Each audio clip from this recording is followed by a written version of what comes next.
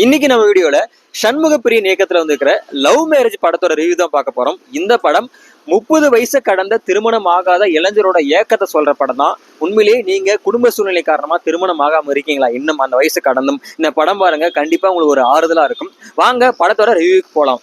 Love marriage Vikram Prabhu, Sushmita but, அப்புறம் நம்ம சத்யராஜ் அவர்கள் முக்கியமான ரோல் பண்ணியிருப்பாரு. அப்புறம் ரமேஷ் அரவிந்த் சொல்லிட்டு இந்த மாதிரி எல்லாம் கேஸ்ட்லாம் நடிச்சிருப்பாங்க இந்த படத்துல.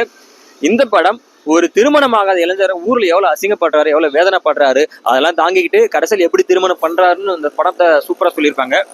கதைப்படி பார்த்தா நம்ம விக்ரம் பிரபு மதுரை மாவட்டம் முஸ்லம்பட்டி சேர்ந்தவர். அவர் ஊர்லயே சொந்தமா வந்து ஒரு துணிக்கடை வச்சு வியாபாரம் பண்ணிருக்காரு. அவருக்கு கிட்டத்தட்ட ஒரு 7-8 வருஷம், அதாவது 25 வயசுல இருந்து பொண்ணு பார்க்க ஆரம்பிக்கிறாங்க.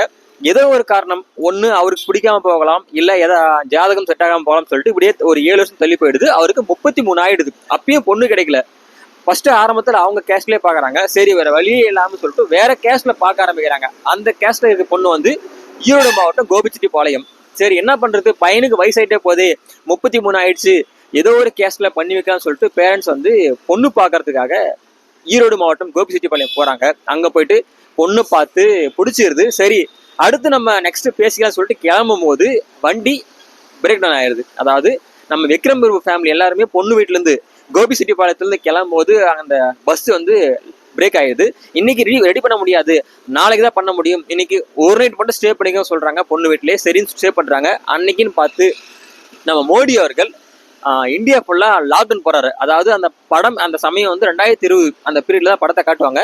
அப்ப லாக்டவுன் இல்லையா, அதனால அந்த மொத்த ஃபேமிலியும் பொண்ணு வீட்டுல மாட்டிப்பாங்க.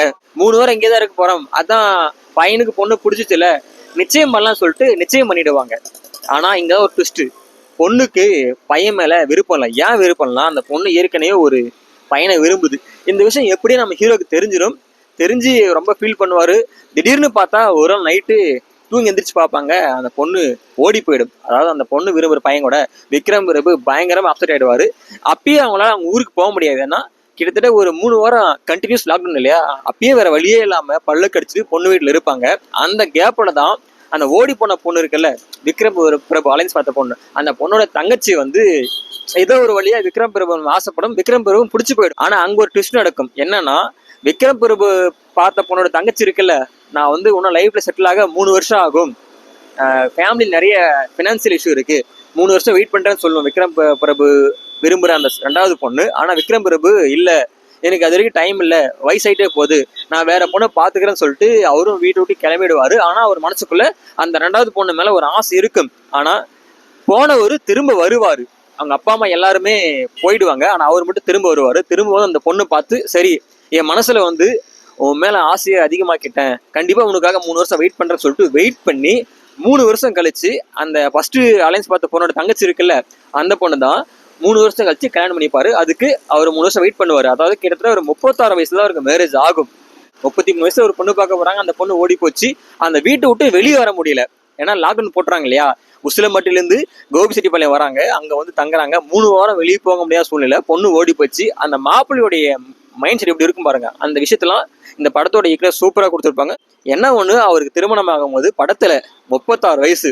இப்பெல்லாம் கிராமங்கள்ல ஒரு பையனுக்கு 30 வயசு கடந்தாவே வந்து மேலைங்களே ஒரு மாதிரியே பார்ப்பாங்க. எப்படி அந்த மனுஷன் 36 வயசு வரைக்கும் அந்த கிராமத்துல அந்த மக்கள் மத்தியில வாழ்ந்தாருன்னு தெரியல. உண்மையிலேயே படம் சூப்பரா கொடுத்துருப்பாங்க.